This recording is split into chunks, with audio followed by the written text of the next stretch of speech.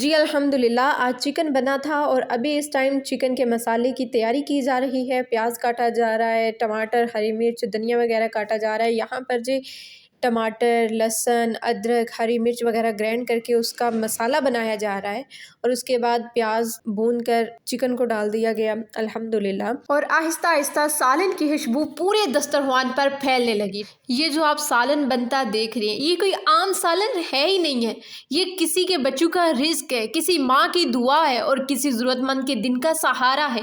اس دسترخوان پر کوئی کسی کو نہیں جانتا، کوئی پٹھان ہے، کوئی پنجابی ہے، کوئی کہیں سے آیا ہے، کوئی کہیں سے، اور میں یہ ہمیشہ سوچتی ہوں کہ یہاں بیٹھے لوگ ایک دوسرے کے قبیلے کے نہیں، نہ زبانیں ایک جیسی، نہ شکلیں، نہ پس منظر، لیکن بھوک سب کی ایک جیسی ہے اور اللہ کا رزق سب کے لیے برابر ہے۔ دیکھیں، زکوٰۃ کبھی بھی صرف پیسے دینے کا نام نہیں ہے، یہ دل صاف کرنے کا عمل ہے، رزق پاک کرنے کا طریقہ ہے اور ضرورت مند کے چولہے پر روشنی کرنے والا صدقہ ہے۔ جب آپ زکوٰۃ دیتے ہو نا، تو اصل میں اللہ پاک آپ کے رزق میں سے تھوڑا سا حصہ لے کر کسی دوسرے کے نصیب میں ڈال دیتا ہے۔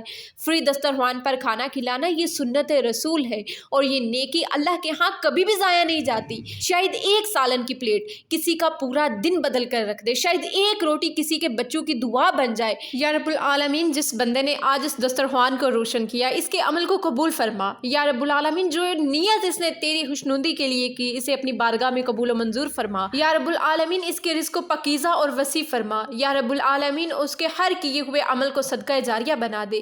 یا رب العالمین، اسے وہ سعادت عطا فرما جو دنیا میں خیر و برکت ہو اور آخرت میں جنت الفردوس کی اعلیٰ ترین جگہ نصیب ہو۔ اے رحیم، اس دسترخوان میں حصہ ڈالنے والے کے گھر والوں کو، بیوی، بچوں، والدین اور آنے والی نسلوں پر رحمت نازل فرما۔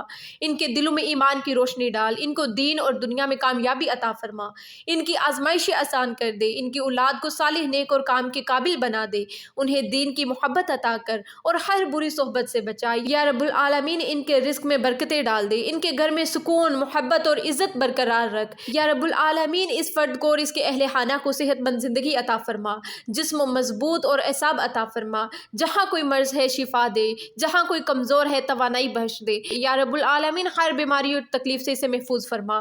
یا رب العالمین، جس پر قرض کا بوجھ ہے، اسے جلدی ادائیگی کی توفیق عطا فرما۔ اے مالک، قرض کی پریشانیاں اس سے دور کر دے اور اس کے مالی معاملات میں برکت عطا فرما۔